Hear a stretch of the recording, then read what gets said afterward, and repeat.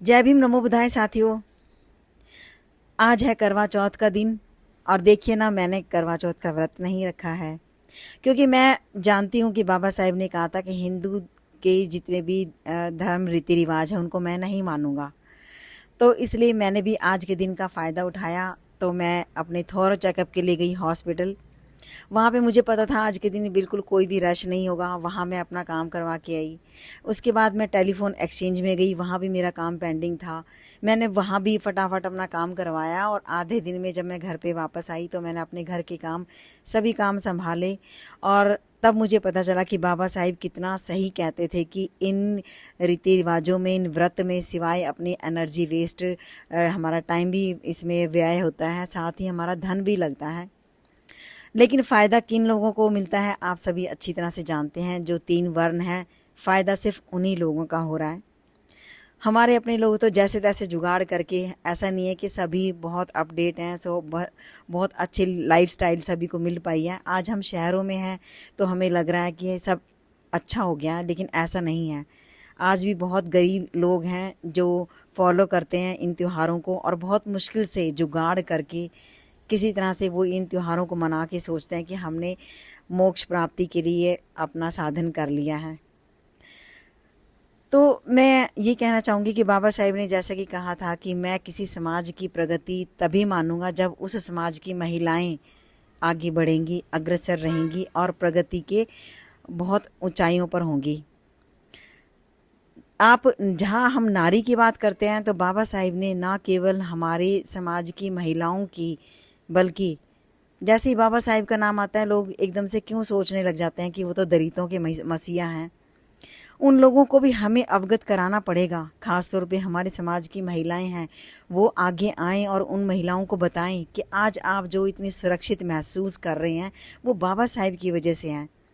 बाबा साहिब अगर अपना Hindu code bill ना लाते तो आज ये महिलाएं इतने उत्सव और इतने हर्षोल्लास ना मना रही होती। बहनों, ज़रा सर्च कर लीजिएगा हिंदू कोड बिल है क्या। हिंदू कोड बिल वो एक मिला हुआ बहुत, मैं कहूँगी अनमोल गिफ्ट है महिलाओं को, ख़ास तौर पे कि उनकी हर हालत में बाबा साहिब ने हर हालत में उनकी पैरवी करते हुए हिंदू कोड बिल आगे लेकर आए। और उनकी हिंदू कोड बिल लाने में उन्होंने क्या क्या जतन सहे, यहाँ तक कि उन्होंने अपनी संसद से उन्होंने अपना इस्तीफ़ा तक दे दिया, क्योंकि करने वाले बाबा साहिब निम्न जाति से थे, इसलिए उनके साथ इतना बड़ा भेदभाव हुआ। और आज भी हमारे समाज के कितने ही ऐसे अच्छे सम्मानित कुर्सी पर होते हुए भी भेदभाव को झेल रहे हैं। हिंदू कोड बिल की बात कर रही हूँ तो बाबा साहिब ने सबसे पहला प्रावधान नारियों को ये दिया कि पुरुष एक से अधिक शादियाँ नहीं करेगा, क्योंकि वो बिना किसी कानून के एक से अधिक नारी से शादी कर लेते थे। बाबा साहिब ने तलाक प्रावधान रखा, वरना महिला जिस खूंटे से बांध दी जाती थी वो सदा उसी के साथ ही रहती थी। तो आज के टाइम में ये तलाक प्रावधान है कि वो ज़िंदगी अपनी दोबारा अपनी मर्जी से बसर कर सके। दूसरा प्रावधान उन्होंने पैतृक संपत्ति में हक का रखा। जो बेटियों को माँ बाप बोझ समझते थे और कहते थे कि अब ना बेटी बाप के घर की रहती थी, ना ही वो पति के घर की रहती थी। इतनी बुरी व्यवस्था नारी के साथ थी उस वक्त। बाबा साहिब ने पैतृक संपत्ति में हक दिलवाया और साथ ही विधवा पुनर्विवाह करने की इजाज़त भी बाबा साहिब ने इसका भी बिल पास करवाया हिंदू कोड बिल में। और बाबा साहिब ने जितनी भी संपूर्ण जाति की नारियां हैं उन सभी को ये हक अधिकार दिया। तो रही बात सजने धजने की, करवा चौथ के दिन हम महिलाएं सजने के लिए अगर करती हैं तो बाबा साहिब ने कहा है कि अगर हमारे लिविंग स्टैंडर्ड अच्छा है तो हम हर दिन अच्छे साफ़ सुथरे कपड़ों में रहें। बाबा साहिब को हालांकि कोट पैंट के लिए बोला जाता था कि महात्मा गांधी के द्वारा बोला जाता था कि आप कोट पैंट में ही क्यों रहते हैं।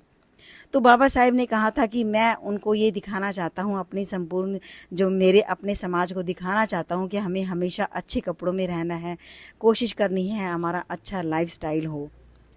मैं नहीं चाहता कि जिस कपड़ों को डालने के लिए हमने इतनी जद्दोजहद की है मेरे समाज के लोग भूखे नंगे रहें।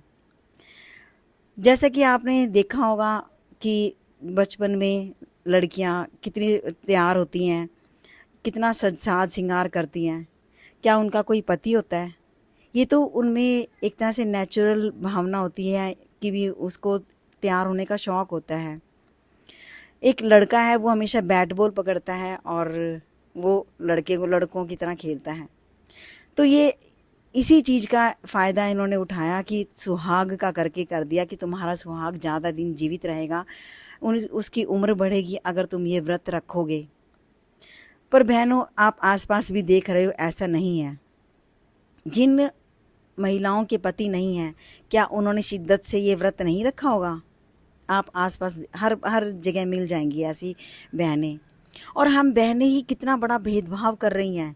जिनके पति हैं वो आज कितने हर्षोल्लास के साथ तैयार हो रही हैं, वो हो रही हैं, लेकिन जिनके पति नहीं हैं उनके साथ क्या बीत रही है। कहते हैं औरत औरत की दुश्मन है। आज के दिन वो औरतें जो सुहागन हैं वो दूसरी औरत की शक्ल भी देखना पसंद नहीं करती हैं। ये भी बहुत बड़ा एक अंधविश्वास है। तो मैं तो यही बात कहूँगी कि जब तक हम स्त्री जाति सुधार नहीं करेंगी, बहुत मुश्किल है समाज को आगे सुधार के लिए लाना, क्योंकि पुरुष तो स्त्री की हर बात मानने के लिए बाध्य होते हैं, मेरा मानना है। थैंक यू सो मच, आप सभी ने मुझे ध्यान से सुना।